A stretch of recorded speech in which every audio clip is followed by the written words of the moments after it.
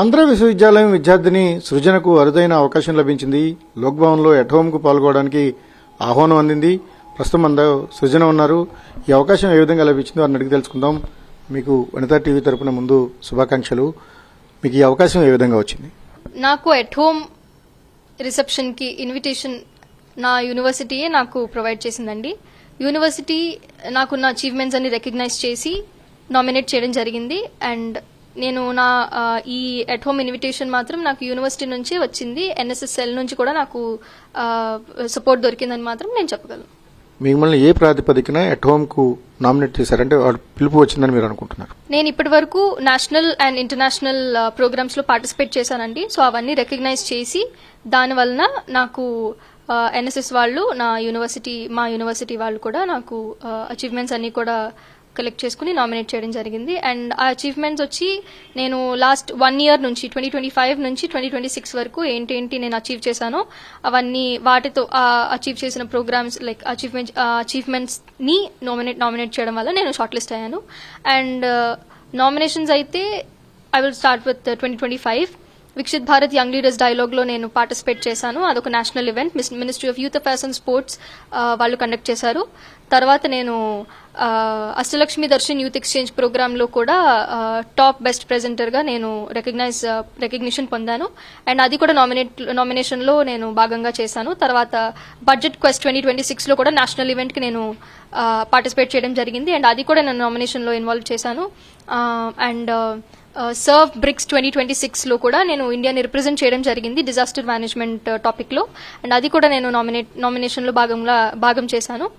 తర్వాత Heartfulness centre Commonwealth organisation వాళ్ళు conduct చేసిన ఎస్ఏ రైటింగ్ కాంపిటీషన్ లో నాకు గ్లోబల్ గా 7th ర్యాంక్ వచ్చింది. అండ్ అది కూడా నేను ఈ 5 ఆస్పెక్ట్స్ కూడా నేను నామినేషన్ లో పెట్టడం జరిగింది. అండ్ ఆ నామినేషన్ వలన నాకు ఈ గొప్ప ఆనర్ దొరికిందని నేను భావిస్తున్నాను. ఎట్ హోమ్ అనేది గవర్నర్ గారి సమక్షంలో జరిగే ఒక అరుదైన అవకాశం. అది వివిధ రంగాల్లో నిపుణులు వస్తుంటారు, లేకపోతే లబ్ధ ప్రదర్శనలు చాలా మంది వస్తుంటారు. మీకు అవకాశం రావడం యాజ్ ఎ స్టూడెంట్గా మీరు కానీ మీ యూనివర్సిటీ నుంచి కానీ ఎట్లా మీరు ఎలా చూస్తారు? మీ పేరెంట్స్ సహకారం ఏ విధమైన సహకారం లభించింది మీకు? ఎట్ హోమ్ రిసెప్షన్ కి ఇన్విటేషన్ రావడం నేను చాలా చాలా ఆనందంగా భావిస్తున్నాను. అది నాకు మంచి ఒక కాన్ఫిడెన్స్ కూడా నాకు ఇస్తుంది. నేను ఇంకా పెద్ద పెద్ద ప్రోగ్రామ్స్ కి కూడా నేను అటెండ్ అవ్వచ్చు, దానికి కూడా నేను ట్రై చేయొచ్చు అన్న కాన్ఫిడెన్స్ నాకు తీసుకొచ్చింది. అండ్ ఆ ఇన్విటేషన్ కి నా సపోర్ట్ ఎవరు అంటే మాత్రం like the credit goes to the almighty. I would give the whole credit to the Almighty first or the universe. I believe more in the universe. And tarvata nenu ma parents ki credit iddam anukuntunnanu because the way they supported me all these years చాలా నేను ఒక చాలా major part play చేసిందని మాత్రం నేను చెప్తాను. దేంట్లో కూడా ఏ ఫీల్డ్ లో కూడా నాకు ఎక్కడ పుల్ చేయకుండా ఎప్పుడు కూడా పుష్ యూ గో ఫార్వర్డ్ అన్నట్టుగానే నాకు మా పేరెంట్స్, నా ఫ్యామిలీ మెంబర్స్, నా ఫ్రెండ్స్ అందరూ కూడా నాకు సపోర్ట్ చేశారు. అండ్ ప్రోగ్రామ్స్ లో సపోర్ట్ చేసే ఆ ఆపర్చునిటీ కూడా నాకు మా యూనివర్సిటీ ప్రొవైడ్ చేసిందని చెప్తాను. ఎందుకంటే ఆపర్చునిటీ లేకుండా సపోర్ట్ ఇవ్వచేయరు ఎవరు, కనుక ఆపర్చునిటీస్ మాత్రం నాకు మా university Andhra university and AUNSS unit 1 AUNSS 1 నాకు ప్రొవైడ్ చేసిందని నేను చెప్తాను. మా ఎన్ఎస్ఎస్ సెల్ కూడా నాకు మంచిగా చాలా బాగా సపోర్ట్ చేశారు.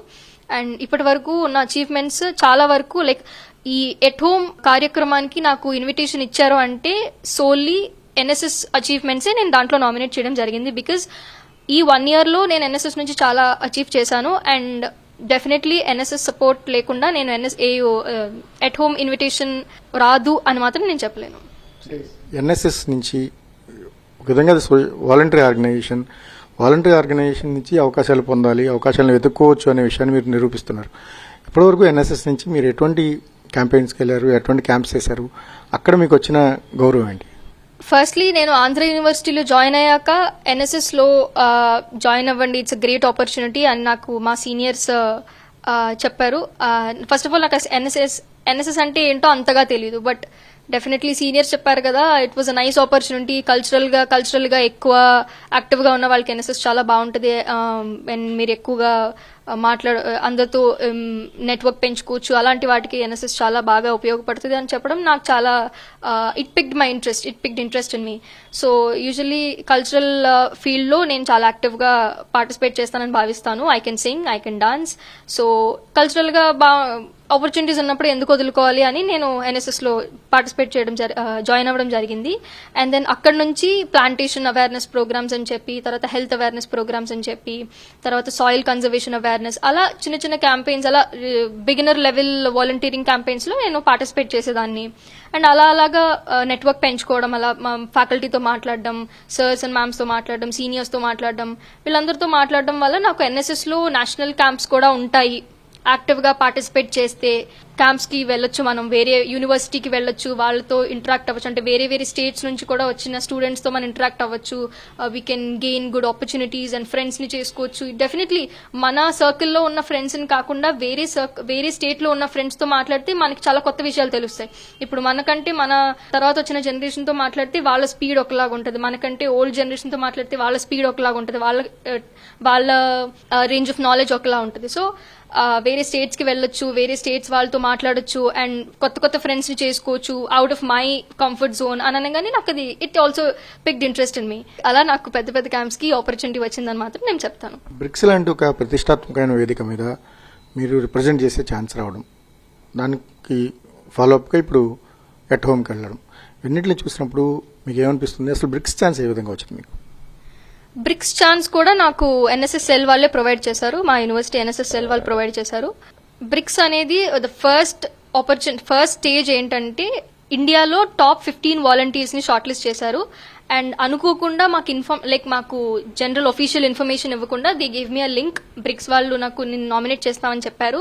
I gave all my details, and నేను డీటెయిల్స్ ఇచ్చాక ఇలా లింక్ జాయిన్ అవ్వండి, ఒఫీషియల్ మీతో ఇంటరాక్ట్ అవుతారు అని చెప్పేసి అన్నారు. But I don't know that it's scrutiny process, అదొక ఇంటర్వ్యూలా ఉంటుందని నాకు తెలీదు. జాయిన్ అయ్యి I was talking to the official, and then వాళ్ళు ఇంట్రడ్యూస్ చేసుకోమన్నారు. ఒఫీషియల్ గా ఇంట్రడ్యూస్ చేసుకున్నాను along with all my achievements as mentioned. And then తర్వాత కొన్ని క్వశ్చన్స్ అడిగారు, గవర్నమెంట్ స్కీమ్స్ ఏంటేంటి ఉంటాయి అని చెప్పేసి ర్యాండమ్ గా కొన్ని క్వశ్చన్స్ అడిగారు. And I was able to answer because I give quizzes and SA writings frequently on my Bharat portal. So అలా నాకు అనుకోకుండా గవర్నమెంట్ ఆన్సర్స్, వాళ్ళు అడిగిన గవర్నమెంట్ క్వశ్చన్స్ కి నాకు ఆన్సర్స్ తెలిసాయి. అనుకోకుండా నేను ఆ నాలెడ్జ్ ని, ఆ క్విజ్ యొక్క నాలెడ్జ్ ని నేను ఉపయోగించుకున్నాను, which is out of my academic background. And yes, I got qualified. And 15 members నుంచి, ఆ టాప్ 15 వాలంటీర్స్ నుంచి 5 మెంబర్స్ ని షార్ట్ లిస్ట్ చేయడం జరిగింది. అండ్ 5 మెంబర్స్ నుంచి ఇంకా 2 మెంబర్స్ ని షార్ట్ లిస్ట్ చేశారు. అండ్ ఆ 2 మెంబర్స్ లో I'm one of the participant. And yes, I represented India in serve BRICS 2026. ప్రధానమంత్రి గారి మానసిక పుత్రిక లాంటి ఏదైతే వికసిత్ భారత్ లక్ష్యం ఉందో, దానికి మీరిచ్చిన ప్రపోజల్స్ ఏంటి, మీరిచ్చిన సూచనలు కావచ్చు, లేకపోతే మీరు ఆ వేదికను పంచుకున్నప్పుడు ఎట్లా అనిపించింది? నేను పిఎం నరేంద్ర మోడీ గారిని చూసే ఆపర్చునిటీ అండ్ మేబీ మాట్లాడే opportunity, I didn't get an opportunity to speak to him because yes, he's a prime minister. It is not that easy to talk to him, but yeah, at least అతన్ని చూసి live గా అతను ఉన్న ఆడిటోరియంలో అతను చెప్తున్న మాటలు లైవ్ గా వినే ఆపర్చునిటీ అయితే కూడా నాకు ఎన్ఎస్ఎస్ ప్రొవైడ్ చేసింది. Viksit Bharat young leaders dialogue is the నేను వెళ్ళింది first edition of Viksit Bharat కి నేను పార్టిసిపేట్ చేశాను. అండ్ నేను పార్టిసిపేట్ చేస్తున్నప్పుడు కూడా నాకు తెలీదు ఇది ఒక నేషనల్ ఈవెంట్, ఢిల్లీ వెళ్తాము అంత పెద్దది కూడా నాకు తెలీదు. ఏదో క్విజ్ పంపించారు, యాక్టివ్ గా క్విజ్ ఇవ్వాలి, కొంచెం ఫోకస్డ్ గా క్విజ్ ఇచ్చాను.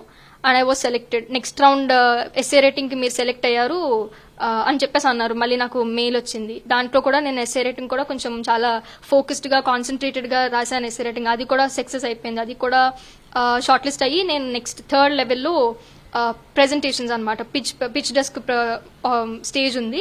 ఎస్ఏ రేటింగ్ లో ఏ టాపిక్ అయితే తీసుకున్నామో ఆ టాపిక్ ని ప్రెజెంటేషన్ గా మనం క్యూరియేట్ చేసి మన యొక్క ఐడియాస్, అంటే నేను చూస్ చేసుకున్న టాపిక్ లో యూత్ ఎంపవర్మెంట్ గురించి టాపిక్ చూస్ చేసుకున్నాను. అండ్ ఆ టాపిక్ లో ఇండియా 2047 కల్లా ఎటువంటి ఐడియాస్ ఆర్ ఎటువంటి ఫార్మేషన్స్ తీసుకుంటే డెవలప్ అవ్వగలదు ఇండియా 2047 కల్లా అన్న థీమ్ మీద నేను ప్రెజెంటేషన్ ఇచ్చాను. అండ్ అక్కడ కూడా నేను సక్సెస్ఫుల్ గా సెలెక్ట్ అయ్యి సెపరేట్ ఇంటర్వ్యూ కూడా తీసుకున్నారు. ఆ ఇంటర్వ్యూలో కూడా సెపరేట్ గా నేను సెలెక్ట్ అయ్యి స్టేట్ నుంచి టాప్ 3 మెంబర్స్ లో నా టాపిక్ నుంచి నేను సెలెక్ట్ అయ్యాను. నేను న్యూఢిల్లీ వెళ్ళాను, అక్కడ వేరే వేరే స్టేట్స్ వాళ్ళతో మాట్లాడాను. Yes, it was a nice opportunity. Srujana creative రైటర్గా ఎప్పుడు మారారు? మీ నుంచి నోవెల్స్ రాస్తున్నారు, లేకపోతే కొంత కంటెంట్ రైటింగ్ కూడా ఉంది. అది ఎలా సాధ్యమైంది? ఒకవైపు ఎకనామిక్స్ని ఫాలో అవుతూనే మరోవైపు కంటెంట్ రైటింగ్ మీద కాన్సన్ట్రేట్ చేశారు. అది ఎలా సాధ్యమవుతుంది? I would give the whole credit to Corona, positively, not in a bad sense. Because corona చాలా మంది ఫ్యామిలీస్ కి డార్క్ డేస్ కూడా తెచ్చింది, అండ్ మా ఫ్యామిలీలో కూడా కరోనా వల్ల ఇన్ఫెక్ట్ అయిన వాళ్ళు ఉన్నారు. బట్ నేనప్పుడు అంత like I'm not very matured then. So I was like I'm free, ఏం చేద్దాం, ఖాళీగా ఉన్నాను, ఏం చేద్దాం, ఎక్కడికి వెళ్ళడానికి లేదు. అట్లీస్ట్ ఎక్కడికి యూజువల్లీ నేను మా రాజమండ్రి వెళ్ళాలని చూసేదాన్ని ఖాళీ టైంలో. బట్ ఈసారి ఏం చేయాలో తెలియట్లేదు, నాకు ఇంట్లోనే ఉండాలి, ఎక్కడికి వెళ్ళడానికి అవ్వదు, ఏం చేయాలనుకుంటే అప్పుడు అలా యూజువల్లీ ఫోన్ డెఫినెట్గా నార్మల్ టైంలో కూడా ఫోన్ చూసేదాన్ని. కరోనాలో ఇంకా ఎక్కువ ఫోన్ చూడడం స్టార్ట్ చేశాను. And when I was scrolling అప్పుడు creative writing opportunities and then why don't you write story అన్నగానే కొంచెం క్రియేటివ్ గా వాళ్ళు రాసింది నాకు నచ్చింది, అంటే it pick my interest. So I was like why don't I start writing ఓ స్టోరీ, ఖాళీగానే ఉన్నాను కదా అని చెప్పి నేను I started writing stories. And one of my seniors helped me to publish my story in her anthology. And yes, I wrote a story, turn out well, and yes publish చేశాను. And publish చేశాక నాకు మా family నుంచి, నా friends నుంచి వచ్చిన recognition వేరే ఫ్రీక్వెన్సీలో ఉంది. అంటే చాలా ఎక్కువ నన్ను అప్రిషియేట్ చేశారు, చాలా ఎక్కువ నన్ను నాకు చాలా ఎక్కువ కాన్ఫిడెన్స్ ఇచ్చారు. ఇంకా you do more in this field. Usually writing అనేది చాలా తక్కువ చేస్తారు స్టూడెంట్స్ అనేది. బట్ నేను ఒక స్టోరీ రాసి పబ్లిష్ చేశాను అనగానే చాలా కాన్ఫిడెన్స్ వచ్చింది నాకు. మా పేరెంట్స్ కానీ, మా ఫ్రెండ్స్ కానీ, నా ఫ్యాకల్టీ కానీ వాళ్ళు రియాక్షన్ కూడా నాకు చాలా కాన్ఫిడెన్స్ ఇచ్చింది. సో నేను ఇంకా దాని తర్వాత 4 లాంగ్ స్టోరీస్ రాయడం జరిగింది. తర్వాత 3 పోయమ్స్ కూడా రాశాను. ఏదో అలా ర్యాండమ్ థాట్స్ ని, అంటే వాళ్ళు ఇచ్చిన థీమ్స్ ని, ర్యాండమ్ థాట్స్ ని నేను మా పేరెంట్స్ తో డిస్కస్ చేసి లైక్ ఇలా రాద్దాం అనుకుంటున్నాను, ఇది కొంచెం డమ్ గా ఉంటుందా, లేదంటే ఈ ఐడియా బాగానే ఉంటుందా అంటే they help me. And yes, my father also writes poems in Telugu. అలా నేను మా నాన్నగారు ఒపీనియన్ కూడా, నేను చాయిస్ ఒపీనియన్స్ కూడా నేను తీసుకుని నేను స్టోరీస్, పోయమ్స్ రాసేదాన్ని. అండ్ ప్రస్తుతానికి 5 stories, 3 poems and 1 full novel రాయడం జరిగింది. మీకు చదువుకునే వయసులో, అంటే చిన్నతనంలో గీతా మకరందం ఏ విధంగా మీ ఆలోచన విధానాన్ని మార్చింది? అది మీకు అచీవ్మెంట్స్కి ఏ విధంగా అది సహాయం పడుతుందని మీరు అనుకుంటున్నారు? పెద్ద వాళ్ళు ఎప్పుడు ఏం చెప్తుంటారంటే గీతా మకరందం ప్రపంచంలో అన్ని ప్రాబ్లమ్స్ కి సొల్యూషన్ అనేది గీతా మకరందం. భగవద్గీత చదివితే మీకు ఏ ప్రాబ్లంకైనా సొల్యూషన్ దొరుకుతుంది అని చెప్పేసి మనం వింటూ ఉంటాం. బట్ నాకు అది చిన్నప్పుడు స్ట్రైక్ అవ్వలేదు.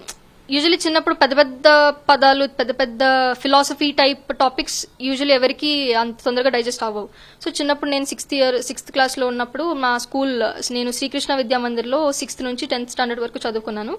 సో 6th స్టాండర్డ్లో మా స్కూల్ మేనేజ్మెంట్ భగవద్గీత కాంపిటీషన్స్ ఉన్నాయి, గీతా భవన్ వాళ్ళు కండక్ట్ చేస్తున్నారు, విశ్వ హిందూ పరిషత్ వాళ్ళు కూడా కండక్ట్ చేస్తున్నారు అని చెప్తే నేను కొంచెం ఎంతూసియాస్టిక్ గా ఐ కుడ్ సింగ్. అది శ్లోకం చదువుతున్నాం, శ్లోకం ఎంత పవర్ఫుల్ అనేది నాకు అప్పుడు తెలియదు. ఐ కుడ్ సింగ్, ఓకే నేను పాడగలను నేను పాడగలను కదా, నేను పాడడానికి బాగుంటుందని చెప్పి నేను గీతా భవన్ లో భగవద్గీత కాంపిటీషన్స్ కి పేరు ఇవ్వడం జరిగింది. అండ్ ఎస్, నేను పాడాను సక్సెస్ఫుల్ గా, అనుకోకుండా సర్ప్రైజ్డ్ గా సక్సెస్ఫుల్ గా నేను విన్ అయ్యాను. అండ్ ఇప్పుడు నా లైఫ్ లో ఇప్పటి వరకు నేను అచీవ్ చేసిన వాటిలో ఫస్ట్ అచీవ్మెంట్ ఇస్ గీత. భగవద్గీతతో ఐ స్టార్టెడ్ గివింగ్ శ్లోకాస్ in 4th part of Bhagavad Gita. And దాంట్లో నాకు వచ్చిన ఫస్ట్ ప్రైజ్ కి గిఫ్ట్ గీతా మకరందం. అలా నాకు గీత తోడ్పడింది నా అచీవ్మెంట్ జర్నీలో. అండ్ దెన్ ఎస్, నేను అప్పటి నుంచి 4 consecutive years district level first వచ్చాను. Ya, that's how it started and it ended in my life. But still I'm carrying forward its context in my life. So yes, చాలా first time ఒక feel కదా. ఇప్పటివరకు ఎవరెవరిని కలిసారు? ఇక లోక్ భవన్లో మీ ఎలా ఉండబోతుంది, మీ యాంగ్జైటీ ఎలా ఉంది? ఇప్పటి వరకు నేను కలిసిన పొలిటికల్ లీడర్స్ కానీ, ప్రామినెంట్ పర్సనాలిటీస్ కానీ అయితే వికసిత్ భారత్ వలన నేను వెళ్ళిన ప్రైమ్ మినిస్టర్ గారిని కలవలేదు. బట్ అట్లీస్ట్ అతన్ని చూశాను, అతను చెప్పింది విన్నాను లైవ్ గా, బట్ నాట్ ఆన్ స్క్రీన్. అది నేను ప్రైమ్ మినిస్టర్ గారిని చూసింది అయితే చెప్తాను. తర్వాత మన civil aviation minister Rammohan Naidu గారిని కూడా మీట్ అవ్వడం జరిగింది. అతనితో కూడా కొంత డిస్కషన్ జరిగింది, అతన్ని మీట్ అవ్వడం కూడా అయ్యింది. తర్వాత అమలాపురం ఎంపీని కూడా మీట్ అవ్వడం జరిగింది. తర్వాత గవర్నర్ ఆఫ్ అస్సాం శ్రీ లక్ష్మణ్ ప్రసాద్ ఆచార్య గారిని కూడా మీట్ అయ్యాను. అతని దగ్గర కూడా నేను రికగ్నిషన్ పొందానని నేను భావిస్తున్నాను. ఇప్పుడు లోక్ భవన్ కి వెళ్తున్నప్పుడు నేను సీఎం గారిని చూస్తాను, డిప్యూటీ సీఎం గారిని చూస్తాను, వేరే ప్రామినెంట్ మినిస్టర్స్ ని కలుస్తాను, సివిల్ సర్వెంట్స్ ఉంటారు, డాక్టర్స్ ఉంటారు, టీచర్స్ ఉంటారు, ప్రామినెంట్ పర్సనాలిటీస్ ఉంటారు, స్పోర్ట్స్ పర్సన్ ఉంటారు, ఇంకా టెక్నికల్ ఫీల్డ్లో ఎవరెవరైతే వాళ్ళ ఓన్ ఫీల్డ్స్లో ఎవరెవరైతే హైయెస్ట్ రికగ్నిషన్ ఉందో వాళ్ళందరూ అక్కడికి వస్తారు అన్న థాట్ నాకు చాలా నచ్చింది. ఎందుకంటే surrounding your self with powerful people is very important in life, because your surroundings change the way you think. You can't change the people, but you can change the people. You have to read between the lines. Reading between these two lines, మన చుట్టూరు ఉన్న వాళ్ళని మనం మార్చకపోయినా మనం చుట్టూరు ఉన్న వాళ్ళని మార్చే అవకాశం మన దగ్గరే ఉంటుంది. ఇది కొంచెం ట్రికీగా ఉన్న this particular line change the way I think. I would say mindset is very important to succeed in life. Succeed అవ్వాలంటే యూ హ్యావ్ టు మీకు ఈ సోర్స్ కావాలి ఆ సోర్స్ కావాలి అన్నదానికంటే ముందు మైండ్ సెట్ మారితే మన సక్సెస్ అక్కడి నుంచే స్టార్ట్ అవుతుందని నేను బాగా నమ్ముతాను. అండ్ ఇంత పవర్ఫుల్ పీపుల్తో నేను సరౌండ్ అవ్వబోతున్నాను on the independence day because of their achievements అంటే that itself is an honour. That itself is an honour for me. But ఇంత పవర్ఫుల్ పీపుల్తో నేను సరౌండ్ అవుతున్నప్పుడు I should not sit idle and I have to interact with them all. మా ప్రోత్సాహం ఏంటంటే, ప్రోత్సాహం అనేది తల్లిదండ్రులుగా మా ప్రోత్సాహం ఎంతవరకు ఉండాలో అంతవరకు ఉంది.